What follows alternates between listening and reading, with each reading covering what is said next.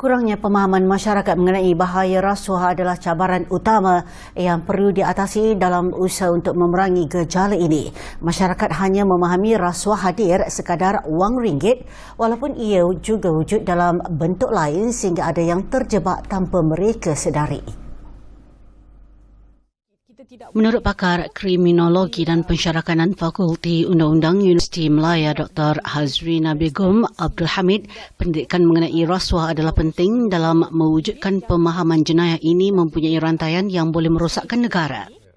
Sebab orang selalu ingat implikasi rasuah, tak ada implikasi. Mungkin hanya personal, orang yang beri dan orang yang ambil saja. Dia tak nampak rentetan chain of reaction tu yang boleh melumpuhkan suatu negara. Dan dia bukannya saja kesalahan undang-undang, dia kesalahan moral, kesalahan etika yang sebenarnya membabitkan orang-orang yang lain. Jadi disebabkan kurangnya penjelasan, maka orang tak faham apa bahaya rasuah ni. Jadi bila orang tak faham, kita nak kawal tu susah. Sebab ramai, kalau tanya siapa-siapa, apakah kesan rasuah kepada anda? Cuba tanya. Menarik. Dia tak tahu nak jawab. Melainkan dia sendiri terkena. Kalau dia tak berkaitan, cuba tanya, ada bolehkah awak terkesan? Dia tak boleh jawab. Jadi itulah cara kita mungkin kena mendidik lah.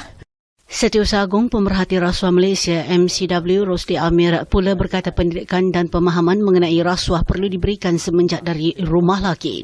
Ini terutamanya apabila budaya memberi ganjaran oleh ibu bapa sudah menjadi kebiasaan. Tegas beliau, ibu bapa perlu menjelaskan kepada anak-anak bahawa pemberian ganjaran bukan sebagai rasuah selain perlu mengajar mereka tentang nilai-nilai moral yang betul. Jadi bila tanpa penjelasan maka anak dah terbiasa. Itulah bila meningkat umur, kita tidak hairan pada satu ketika kita telah didedahkan bahawa mahasiswa di peringkat universiti menganggap bahawa memberi dan menerima rasuah itu bukan satu kesalahan yang besar. Bukan satu kesalahan yang serius. Kerana tidak diperjelaskan sedari kecil. Jadi mereka macam doktor kata tadi, dah menjadi budaya yang telah macam kita kata dia dah common dah. Macam tidak ada satu kesalahan bagi masyarakat kita. So bagi pandangan pihak MCW, pelaksanaan untuk proses ataupun usaha menangani ataupun membenteras rasuah ini harus dilakukan bukan hanya di peringkat nasional, bukan hanya di peringkat kerajaan, tetapi di peringkat komuniti sekecil-kecilnya, iaitu institusi keluarga itu sendiri. Beliau juga berkata melalui pemahaman usaha membendung rasuah di peringkat golongan muda perlu dilakukan lebih awal sebelum integriti golongan pemimpin masa hadapan terjejas akibat budaya rasuah.